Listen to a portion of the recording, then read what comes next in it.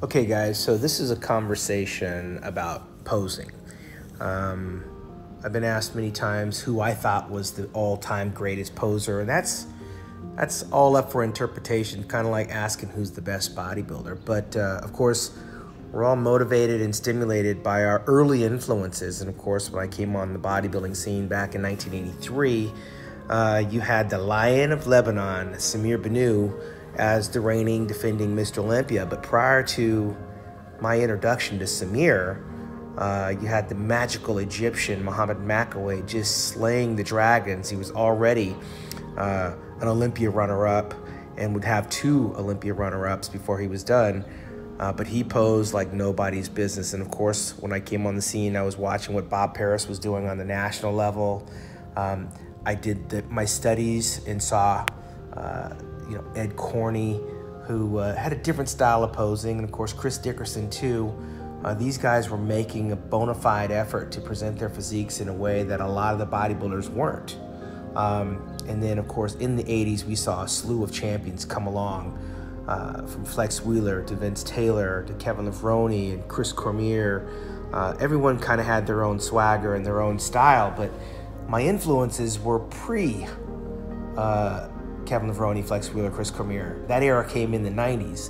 So in the 80s, when I got really fired up about the art of posing and the business of bodybuilding, Samir Banu, you could clearly see, was making an effort to show his package and his body of work in a very Greek artistic Roman gladiator style, along with Mohammed Makaway. And of course, you cannot discount what Lee Labrada brought to the stage. And if you want an example of what a posing routine is supposed to look like, go to the 1988 Mr. Olympia, my very first year competing on the Olympia stage. And look at what Lee Labrada did. I mean, granted, I believe Lee was 4th place in that competition, but look at what Barry DeMay was doing. Look at the presentation that Lee Haney brought to the stage.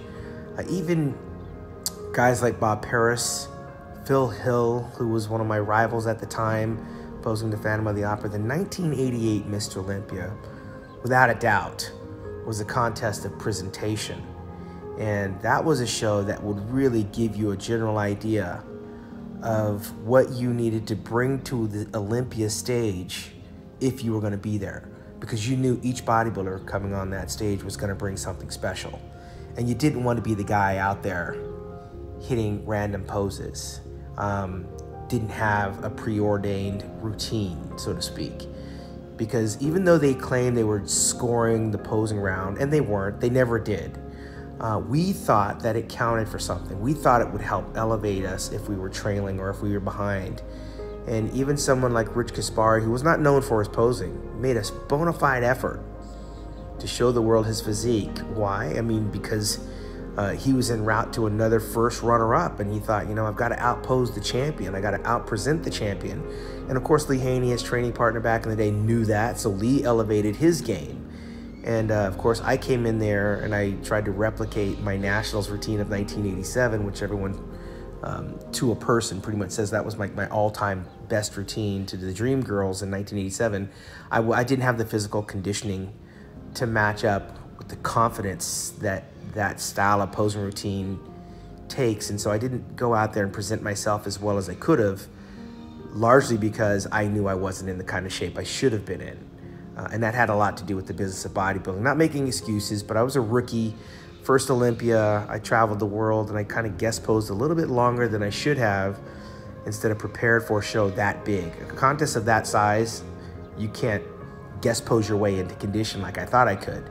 And of course, I learned that lesson the hard way, and from 90 to 2001, I was prepared on every Olympia run, and my posing was a reflection of my confidence. So when you get ready for a show, the finishing touches are the focus you put on your routine. I had the distinct advantage of being able to look sideways at my rivals and know that they were going to be practicing their posing, and know that posing was going to be something special when the time came and something memorable when it was over.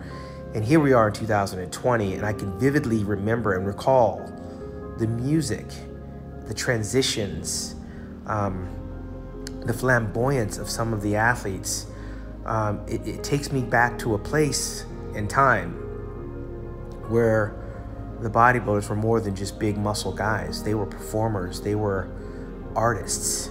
And with the 2020 Olympia approaching now in the month of December, I'm hoping some of the guys will go back and look at that 1988 Mr. Olympia and study the art of posing and recognize what we brought to the fans, what we left impression-wise on the fans. Even the guys that weren't in the hunt for the title got some standing ovations and are very remembered for what they brought. And remember, this is a show that was ripe with talent. Samir was in it. Robbie Robinson was there. Albert Beckles, Ron Love, a slew of champions that 1988 Mr. Olympia in Los Angeles is one for the ages when it comes down to performance. So I highly recommend you find that video, break out the popcorn, and appreciate the art of posing by some of the sport's biggest names that are legendary and memorable. And it makes me feel good to have been a part of that memory.